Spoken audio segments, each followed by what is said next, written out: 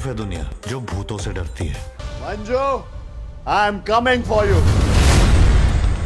কার্তিক আরিয়ান বলিউডের জনপ্রিয় অভিনেতা। কার্তিক আরিয়ানের 14 বছরের ক্যারিয়ারে গার্লফ্রেন্ডের তালিকা অনেক লম্বা। কেউ কেউ তাকে প্লেবয় বলেই খোঁচা মারতে দ্বিধা করেন না। বিভিন্ন সময় বিভিন্ন নিউজে শোনা যায় এমন খবর। সাম্প্রতি এক অ্যাওয়ার্ড শোতে নোরা ফাতেহি তো বলেই ফেললেন, এমন কেউ কি আছে ইন্ডাস্ট্রিতে যার সঙ্গে কার্তিক প্রেম করেননি? নুসরাত ভারুচা থেকে শুরু করে কৃতি সানন, সারা আলী খান, তারা সুতারিয়া, অনন্যা পাণ্ডে এইসব নায়িকাদের সঙ্গে বিভিন্ন সময় প্রেমের গুঞ্জন উঠেছে কার্তিকে।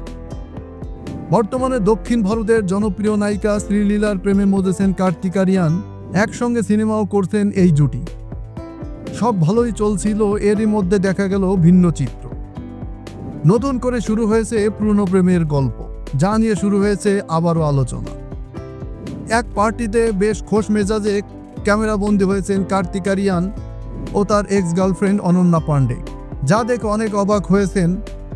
অনেকেই বলছে, তাহলে কি এই দুই তারকা মান অভিমান ভুলে আবারও স্বাভাবিক সম্পর্কে এসেছেন?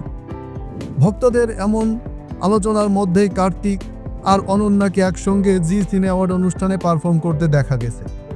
শুধু তাই নয়, শিগগিরই তাদের একই ছবিতে অভিনয় করতেও দেখা যাবে।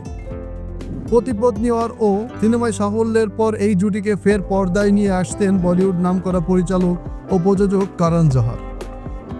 তার ধর্মা প্রোডাকশনের নতুন ছবি তু মেরি মে তেরা তু মেরি ছবিতে অভিনয় করবেন কার্তিক আরিয়ান ও অনন্যা পাণ্ডে।